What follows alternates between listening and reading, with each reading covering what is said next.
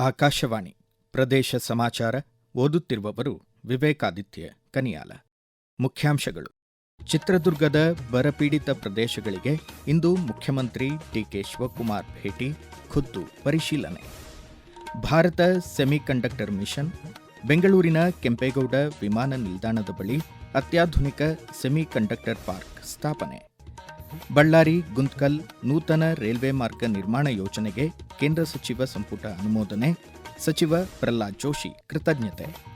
ಇಂದು ದೇವಶಹಿನಿ ಆಷಾಢ ಏಕಾದಶಿ, ವಾರಕರಿ ಸಂತರಿಂದ ನಾಡಿನಾದ್ಯಂತ ವಿಠ್ಠಲ ರುಕ್ಮಾಯಿ ಮಂದಿರಗಳಲ್ಲಿ ವಿಶೇಷ ಪೂಜೆ. ಈಗ ವಾರ್ತೆಗಳ ವಿವರ. ಮುಖ್ಯಮಂತ್ರಿ ಡಿಕೆ ಶಿವಕುಮಾರ್ ಸಚಿವ ಸಂಪುಟದ ತಮ್ಮ ಹಿರಿಯ ಸಹೋದ್ಯೋಗಿಗಳೊಂದಿಗೆ ಚಿತ್ರದುರ್ಗ ಜಿಲ್ಲೆಯ ವಿವಿಧ ಬರಪೀಡಿತ ಪ್ರದೇಶಗಳಿಗೆ ಇಂದು ಬೆಳಗ್ಗೆ ಭೇಟಿ ನೀಡಿ ಖುದ್ದು ಅವಲೋಕಿಸಲಿದ್ದಾರೆ. ಬಳಿಕ ಮಧ್ಯಾಹ್ನ 12:30ಕ್ಕೆ ಚಿತ್ರದುರ್ಗದ ಶ್ರೀ ಮುರುಘರಾಜೇಂದ್ರ ಬೃಹನ್ಮಠದ ಅನುಭವ ಮಂಟಪದಲ್ಲಿ ಬೆಂಗಳೂರು ಕಂದಾಯ ವಿಭಾಗದ ವಿವಿಧ ಜಿಲ್ಲೆಗಳ ಅಭಿವೃದ್ಧಿ ಕಾಮಗಾರಿಗಳು ಹಾಗೂ ಅನುಷ್ಠಾನದ ಪ್ರಗತಿಯನ್ನು ಅಧಿಕಾರಿಗಳೊಂದಿಗೆ ಪರಿಶೀಲಿಸಲಿದ್ದಾರೆ. ಕೇಂದ್ರ ಪುರಸ್ಕೃತ 2ನೇ ಆವೃತ್ತಿಯ ಸೆಮಿಕಾನ್ ಯೋಜನೆಗೆ 1,27,000 ಕೋಟಿ ರೂಪಾಯಿ ಮೊತ್ತದ ಅನುದಾನ ಲಭಿಸಿದ್ದು, ಸೆಮಿಕಂಡಕ್ಟರ್ ಪರಿಸರ ವ್ಯವಸ್ಥೆ ನಿರ್ಮಾಣಕ್ಕೆ ಹೊಸ ವೇಗ ದೊರೆಯಲಿದೆ ಎಂದು ಬೃಹತ್ ಕೈಗಾರಿಕೆಗಳ ಖಾತೆ ಸಚಿವ ಎಂಬಿ ಪಾಟೀಲ್ ಎಕ್ಸ್ ಮಾಧ್ಯಮದಲ್ಲಿ ತಿಳಿಸಿದ್ದಾರೆ. ಭಾರತ ಸೆಮಿಕಂಡಕ್ಟರ್ ಮಿಷನ್ 2.0 ಅಡಿಯಲ್ಲಿ ಬೆಂಗಳೂರಿನ ಕೆಂಪೇಗೌಡ ವಿಮಾನ ನಿಲ್ದಾಣದ ಬಳಿ ಅತ್ಯಾಧುನಿಕ ಸೆಮಿಕಂಡಕ್ಟರ್ ಪಾರ್ಕ್ ಅಭಿವೃದ್ಧಿಪಡಿಸಲಾಗುವುದು ಎಂದಿದ್ದಾರೆ. ಕೌಶಲ್ಯಯುತ ಮಾನವ ಸಂಪನ್ಮೂಲದ ಬಲದೊಂದಿಗೆ ಕರ್ನಾಟಕ ಇಂದು ಜಾಗತಿಕ ಹೂಡಿಕೆದಾರರ ಮೊದಲ ಆಯ್ಕೆಯಾಗಿದೆ ಎಂದು ಅವರು ಸಂತಸ ವ್ಯಕ್ತಪಡಿಸಿದ್ದಾರೆ. ಕರ್ನಾಟಕ ಆಂಧ್ರಪ್ರದೇಶದ ನಡುವೆ 1,264 ಕೋಟಿ ರೂಪಾಯಿ ವೆಚ್ಚದ ಬಳ್ಳಾರಿ ಗುಂತ್ಕಲ್ ರೈಲ್ವೆ ಮಾರ್ಗ ನಿರ್ಮಾಣ ಯೋಜನೆಗೆ ಪ್ರಧಾನಮಂತ್ರಿ ನರೇಂದ್ರ ಮೋದಿ ನೇತೃತ್ವದ ಕೇಂದ್ರ ಸಚಿವ ಸಂಪುಟ ಅನುಮೋದಿಸಿದೆ. ಕೇಂದ್ರ ಗ್ರಾಹಕ ವ್ಯವಹಾರಗಳ ಖಾತೆ ಸಚಿವ ಪ್ರಹ್ಲಾದ್ ಜೋಶಿ, ಪ್ರಧಾನಮಂತ್ರಿ ರೈಲ್ವೆ ಖಾತೆ ಸಚಿವ ಅಶ್ವಿನಿ ವೈಷ್ಣವ್ ಹಾಗೂ ರಾಜ್ಯ ಖಾತೆ ಸಚಿವ ವಿ ಸೋಮಣ್ಣ ಅವರನ್ನು ಅಭಿನಂದಿಸಿದ್ದಾರೆ. ಬಳ್ಳಾರಿ ಗುಂತ್ಕಲ್ ನೂತನ ರೈಲು ಮಾರ್ಗ ನಿರ್ಮಾಣದಿಂದ 99 ಗ್ರಾಮಗಳಿಗೆ ಸಂಪರ್ಕ ಕಲ್ಪಿಸಲಿದೆ. 7 ಲಕ್ಷ ಜನರಿಗೆ ಅನುಕೂಲವಾಗಲಿದೆ. ರೈಲ್ವೆ ಜಾಲ 46 ಕಿಲೋಮೀಟರ್ ವಿಸ್ತರಣೆಯಾಗಲಿದ್ದು, ಆರ್ಥಿಕ ಅಭಿವೃದ್ಧಿಗೆ ಸಹಕಾರಿಯಾಗಲಿದೆ ಎಂದು ತಿಳಿಸಿದ್ದಾರೆ. ಚಿಕ್ಕಮಗಳೂರು ಜಿಲ್ಲೆಗಾಗಿ ಮಾಯ್ ಭಾರತ್ ಉಪಕ್ರಮದಡಿ ಪ್ರಸಕ್ತ ಸಾಲಿಗೆ ಕ್ರಿಯಾಯೋಜನೆ ಸಿದ್ಧಗೊಂಡಿದೆ. ಜಿಲ್ಲಾಧಿಕಾರಿ ಭಂವರ್ ಸಿಂಗ್ ಮೀನಾ ಅಧ್ಯಕ್ಷತೆಯಲ್ಲಿ ಜರುಗಿದ ಮಾಯ್ ಭಾರತ್ ಸಲಹಾ ಕೇಂದ್ರದ ಸಭೆಯಲ್ಲಿ ಜಿಲ್ಲಾ ಯುವಜನ ಸೇವಾ ಅಧಿಕಾರಿ ಐಶ್ವರ್ಯ ಶ್ರೀನಿವಾಸ್ ಈ ವಿಷಯ ತಿಳಿಸಿದರು.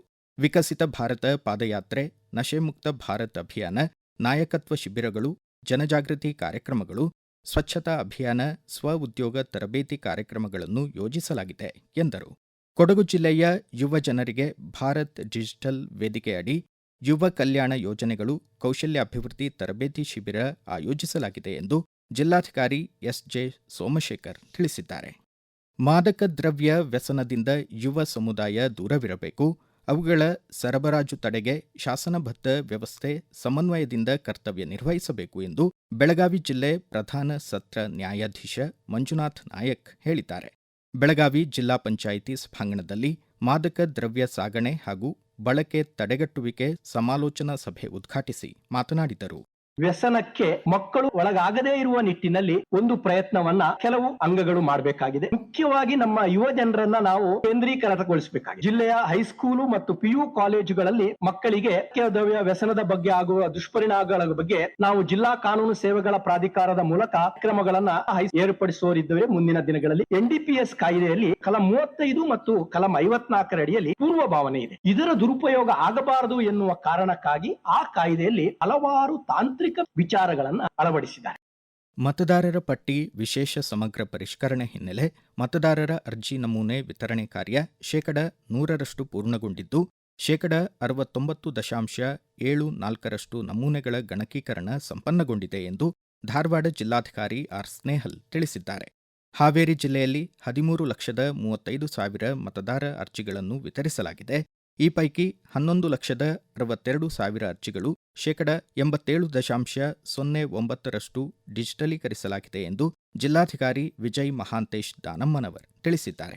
ಈಗ ಪ್ರಕಟಣೆ, ನಂತರ ಪ್ರದೇಶ ಸಮಾಚಾರ ಮುಂದುವರಿಯುವುದು. ನಮ್ಮ ಎಲ್ಲಾ ರಾಷ್ಟ್ರೀಯ ವಾರ್ತೆಗಳು ಹಾಗೂ ಪ್ರದೇಶ ಸಮಾಚಾರ ಈಗ ಆಕಾಶವಾಣಿ ನ್ಯೂಸ್ ಕನ್ನಡ ಯೂಟ್ಯೂಬ್ ಚಾನೆಲ್ನಲ್ಲಿ ಲಭ್ಯ. ನಮ್ಮ ಎಕ್ಸ್ ಖಾತೆ ಮತ್ತು ಇನ್ಸ್ಟಾಗ್ರಾಂ ಖಾತೆ ಆಕಾಶವಾಣಿ ನ್ಯೂಸ್ ಕನ್ನಡ. ಹೆಚ್ಚಿನ ಮಾಹಿತಿಗಾಗಿ ನಮ್ಮ ಫೇಸ್ಬುಕ್ ಖಾತೆ AIR ಕನ್ನಡ ನ್ಯೂಸ್ ಅನುಸರಿಸಿ. ಮಾಹಿತಿಯ ಹೂರಣ ವಾರದ ಕಾರ್ಯಕ್ರಮ ಪ್ರಚಲಿತ ವಿದ್ಯಮಾನ ಪ್ರತಿ ಬುಧವಾರ 9:15ಕ್ಕೆ. ಪ್ರದೇಶ ಸಮಾಚಾರ ಕೇಳುತ್ತಿದ್ದೀರಿ. ಇಂದು ಆಷಾಢ ಏಕಾದಶಿ. ಪಂಢರಪುರದಲ್ಲಿ ದೇವಶಯನಿ ಆಷಾಢ ಏಕಾದಶಿ ಪ್ರಯುಕ್ತ ಇಂದಿನಿಂದ 4 ತಿಂಗಳು ವಿಶೇಷ ಪೂಜೆ ಉತ್ಸವಗಳು ನಡೆಯಲಿವೆ. ಕರ್ನಾಟಕ, ಮಹಾರಾಷ್ಟ್ರ, ತೆಲಂಗಾಣ ಹಾಗೂ ಆಂಧ್ರಪ್ರದೇಶ ಸೇರಿದಂತೆ ದೇಶದ ವಿವಿಧ ಮೂಲೆಗಳಿಂದ ಲಕ್ಷಾಂತರ ವಾರಕರಿ ಸಂತರು ಸಂತ ಜ್ಞಾನೇಶ್ವರ, ಸಂತ ತುಕಾರಾಮರ ಪಾದುಕೆಗಳನ್ನು ಹೊತ್ತ ದಿಂಡಿಗಳೊಂದಿಗೆ ಪಾದಯಾತ್ರೆ ಮೂಲಕ ಪಂಢರಪುರ ತಲುಪಿದ್ದಾರೆ. ಚಂದ್ರಭಾಗ ನದಿಯಲ್ಲಿ ಮಿಂದು ಶ್ರೀ ವಿಠ್ಠಲ ರುಕ್ಮಾಯಿ ದರ್ಶನ ಪಡೆಯುತ್ತಿದ್ದಾರೆ. ಧಾರವಾಡ ಹಾಗೂ ಶಿವಮೊಗ್ಗದ ಸಂತ ನಾಮದೇವ ಸಿಂಪಿ ಸಮಾಜ ಶ್ರೀ ವಿಠ್ಠಲ ರುಕ್ಮಾಯಿ ಮಂದಿರದಲ್ಲಿ ಇಂದು ಆಷಾಢ ಏಕಾದಶಿ ಪ್ರಯುಕ್ತ ವಿಶೇಷ ಪೂಜಾ ಕೈಂಕರ್ಯಗಳನ್ನು ಆಯೋಜಿಸಿದೆ.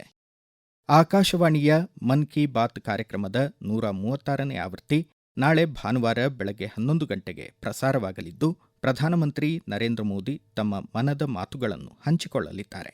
ಆಕಾಶವಾಣಿ, ದೂರದರ್ಶನದ ಎಲ್ಲಾ ವಾಹಿನಿ ಸೇರಿದಂತೆ news on air app, YouTube, myGov.in ಮೂಲಕ ಮನದ ಮಾತು ಪ್ರಸಾರವಾಗಲಿದೆ. ಹಿಂದಿ ಅವತರಣಿಕೆ ಬಳಿಕ ಕನ್ನಡ ಅನುವಾದ ಮನದ ಮಾತು ಬಿತ್ತರಗೊಳ್ಳಲಿದ್ದು, ನಾಳೆ ರಾತ್ರಿ 8 ಗಂಟೆಗೆ ಕನ್ನಡ ಅವತರಣಿಕೆ ಮರುಪ್ರಸಾರವಾಗಲಿದೆ. ಗ್ಲಾಸ್ಗೋದಲ್ಲಿ ಆರಂಭಗೊಂಡ ಕಾಮನ್ವೆಲ್ತ್ ಕ್ರೀಡಾಕೂಟದಲ್ಲಿ ಉದ್ದ ಜಿಗಿತ ವಿಭಾಗದಲ್ಲಿ ಬೆಂಗಳೂರಿನ ಲೋಕೇಶ್ ಸತ್ಯನಾಥನ್ ಪಾಲ್ಗೊಂಡಿದ್ದಾರೆ. ವಿಶೇಷ ಚೇತನ ಕ್ರೀಡಾಪಟುಗಳ ವಿಭಾಗದಲ್ಲಿ ಒಟ್ಟು 4 ಜನ ಕ್ರೀಡಾಪಟುಗಳು ಕರ್ನಾಟಕದಿಂದ ಭಾರತವನ್ನು ಪ್ರತಿನಿಧಿಸುತ್ತಿದ್ದಾರೆ ಎಂದು ರಾಜ್ಯ ವಿಶೇಷ ಚೇತನರ ಕ್ರೀಡಾ ಸಂಸ್ಥೆ ಉಪಾಧ್ಯಕ್ಷ ಪದ್ಮಶ್ರೀ KY ವೆಂಕಟೇಶ್ ತಿಳಿಸಿದ್ದಾರೆ. ಕಾಮನ್ವೆಲ್ತ್ ನಡೀತಾ ಇದೆ ಗ್ಲಾಸ್ಗೋದಲ್ಲಿ. ಭಾರತ ತಂಡದಲ್ಲಿ ನಮ್ಮ ಕರ್ನಾಟಕದ ಹೆಮ್ಮೆಯವರುಗಳು ತುಂಬಾ ಜನ ಪ್ರತಿನಿಧಿಸ್ತಾ ಇದ್ದಾರೆ. ಅದರಲ್ಲೂ ಅಥ್ಲೆಟಿಕ್ಸ್ ಅಲ್ಲಿ ನಮ್ ಲೋಕೇಶ್ ಅವರು ಪ್ರತಿನಿಧಿಸ್ತಾ ಇರೋದು ತುಂಬಾ ಸಂತೋಷ. ಅದು ಅವರು ಲಾಂಗ್ ಜಂಪ್ ಅಲ್ಲಿ ಭಾಗವಹಿಸ್ತಾ ಇರೋದ್ರಿಂದ ಅವ್ರಿಗೆ ನಾನು ಶುಭ ಕೋರಿಸ್ತೀನಿ. ನಮ್ ದೇಶಕ್ಕೆ ಒಂದು ಪದಕ ತಂದ್ರೆ ನಮ್ ರಾಜ್ಯಕ್ಕೆ, ಜಿಲ್ಲೆಗೆ, ಅವ್ರ ಕುಟುಂಬಕ್ಕೆ ಎಲ್ಲರಿಗೂ ಕೀರ್ತಿ ತಂದಂತಾಗತ್ತೆ. ಇದರಲ್ಲಿ ನಮ್ ವಿಕಲಚೇತನರು ಭಾಗವಹಿಸ್ತಾ ಇದ್ದಾರೆ, ನಾರ್ಮಲ್ ಅವರು ಭಾಗವಹಿಸ್ತಾ ಇದ್ದಾರೆ. ಸೊ ಇಬ್ಬರಿಗೂ ಒಳ್ಳೇದಾಗಿ ನಮ್ ದೇಶಕ್ಕೆ ಒಳ್ಳೆ ಪದಕಗಳು ಸುರಿಮಳೆ ತರಲಿ ಅಂತ ಹೇಳ್ತಾ ನಮ್ಮ ಭಾರತದ ಕ್ರೀಡಾಪಟುಗಳಿಗೆ ಶುಭ ಕೋರಿಸ್ತಾ ಇದ್ದೀನಿ. ಪ್ರಸಕ್ತ 2026-27ನೇ ಸಾಲಿನ ಮುಂಗಾರು ಹಾಗೂ ಹಿಂಗಾರು ಹಂಗಾಮುಗಳಿಗೆ ಹವಾಮಾನ ಆಧಾರಿತ ಬೆಳೆ ವಿಮೆ ಯೋಜನೆಯಡಿ ಕೇಂದ್ರ ಸರ್ಕಾರ ದಕ್ಷಿಣ ಕನ್ನಡ ಜಿಲ್ಲೆಗೆ ಅಡಕೆ ಹಾಗೂ ಕಾಳು ಮೆಣಸು ಬೆಳೆಗಳನ್ನು ಸಹ ಸೇರ್ಪಡೆಗೊಳಿಸಿದೆ.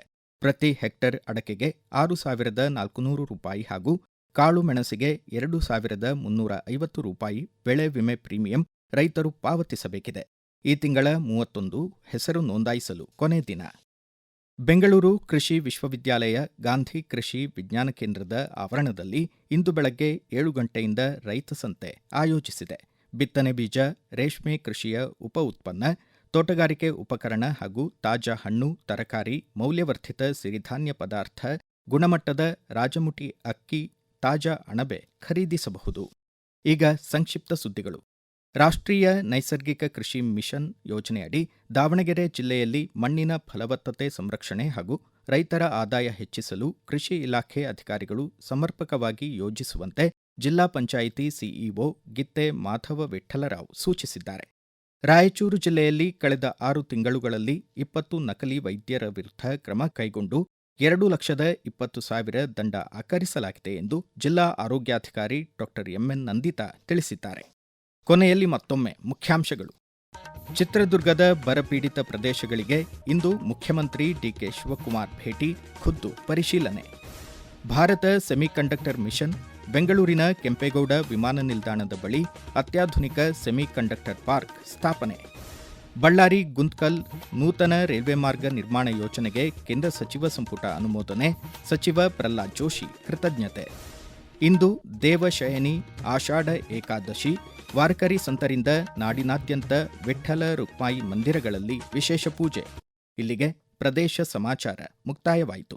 ನಮ್ಮ ಮುಂದಿನ ರಾಷ್ಟ್ರೀಯ ವಾರ್ತಾ ಪ್ರಸಾರ ಈ ಬೆಳಗ್ಗೆ 7:35 ನಿಮಿಷಕ್ಕೆ.